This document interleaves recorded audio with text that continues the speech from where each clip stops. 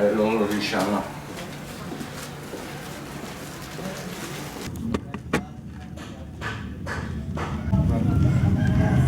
Nasılsınız abla, iyisiniz? Allah razı olsun.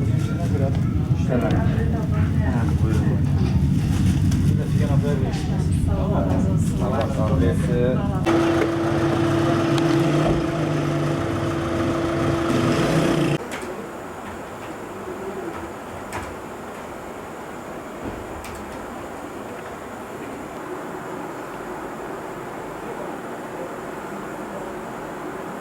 Ülkemizi saran bir salgın hastalığı var ve bu salgın hastalığından dolayı çalışmayan, mağdur olan bir sürü aileler var bölgemizde.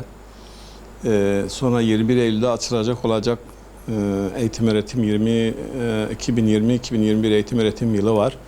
Ondan dolayı mağdur olan öğrenciler kırtasiye ve giyim yardım kampanyamız var. Bölgemizin tarım bölgesi olduğundan dolayı bölgemizde çok sayıda Doğu ve Güneydoğu illerinden gelen tarım işçileri var ve bu tarım işçileri 40 derecelik sıcağın altında çalışıyorlar ve bu insanlar mağdurdurlar. Çocukları mağdurdurlar. Gerçekten çadırda yaşıyorlar. Ne elektrik var ne su var.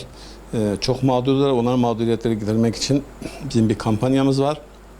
Biliyorsunuz geçen günlerde Adana'nın Kozan ilçesinde çok büyük bir yangın oldu. 4-5 gün söndürülemedi. Yangın devam etti. Köylerin evlerine sıçradı.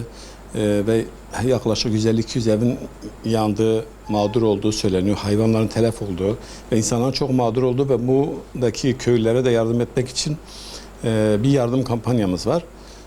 Tabii bunlarla hepsiyle beraber bir geniş kapsamlı bir çalışmamız var. Dün de sizin de şahit olduğunuz gibi daha önce bize müracaat etmiş birinci derecede aileler var. Bu ailelere gıda, giyim ve et yardımında bulunuyoruz. Her ay düzenli olduğu gibi bu ay da bulunduk. 150 aileye gıda, giyim yardımında bulunduk. Yaklaşık 50-60 aileye de et yardımında bulunduk. Tabii bu hem giyim hem et yardımımız hem de gıda yardımımız bundan sonra da devam edecek.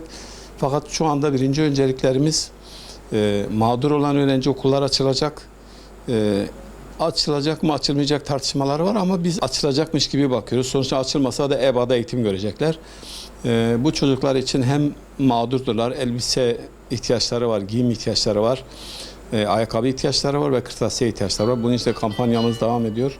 O kampanyamızın inşallah geniş kapsamlı çalışıyoruz ve buradan da hayır sahiplerine de sesleniyoruz. Hem bölgemizde olan yangından dolayı hem tarım işçilerinden dolayı hem de kırtasiye yardımından dolayı yardım bekliyoruz. Kendi çalışmalarımız var. İnşallah bu konuda çalışacağız ve bu mağduriyetleri gidereceğiz inşallah.